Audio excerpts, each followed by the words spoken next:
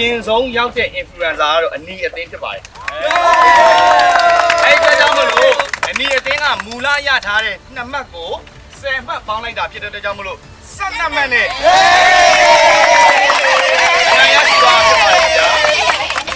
ဒီလိုဖတ်မယ်ဆိုဖတ်ပြီးမှပြန်လာမယ်အဲ့လိုဆိုရင်ဒီလိုပဲကျွန်တော်ဒီလိုဖတ်ပြီးပြန်လာမဟုတ်ဒီလိုနှစ်ဖက်ဆုံးဆိုလို့စီးတာ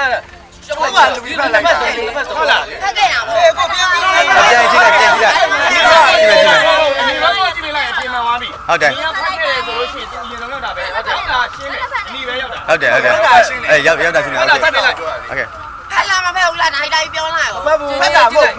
မပြောဖတ်ဟုတ်လေမဟုတ်ဖတ်ရင်ရပြီဖတ်တော့ရပါဟာဆုံးတော့ဒီလိုဆုံးဖတ်တော့စကားလည်းမပြောဘူးအဲ့ဒါတော့ငါပြောမယ်ငါဖက်လာမဖက်လာငါကောင်ငါပဲသိရလေဟုတ်လေသူတို့စီးတဲ့ခါကတစ်ခါတော့ဆုံးဖတ်မယ်လို့ပြောတာငါသိမေးမယ်ငါသိမေးမယ်ဒီမှာတိုင်းလာဘက်က record ကိုပြန်ကြည့်လိုက်ဒီမြငါတိုင်းတိုင်းကိုမေးပြီတိုင်းအေးတိုင်းတိုင်းပြောတယ်မင်းလည်းပြောအားလုံးကပြောတယ်စကားလည်းပြီးပဲရပြီဖတ်တိုင်းနဲ့ညောင်းငါသိမေးမယ်လဲတလားအငင်းတဲ့ညပါတိုင်ကိုဖတ်ရမယ်လို့ပြောဖက်ဖက်နဲ့ပြန်လာအဲကျွန်တော်တကယ်မြင်လိုက်တယ်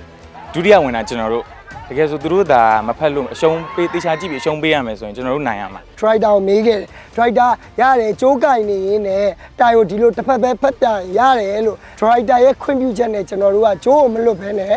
တစ်ဖက်တည်းဖက်ခဲ့တာပါဒါကိုသူတို့ကမကြားပါဘူးသူတို့ကနိုင်မဲ့စိတ်ပဲ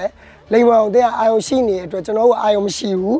Driver ပြောရင်လည်းအာယုံမရှိပါဘူးအဲ့ဒီအတွက်ကျွန်တော်တို့နိုင်သွားတဲ့အချိန်ကြာမှာကျွန်တော်တို့ကမဖက်ခဲ့ပါဘူးဆိုပြီးတော့မြင်ပါတယ်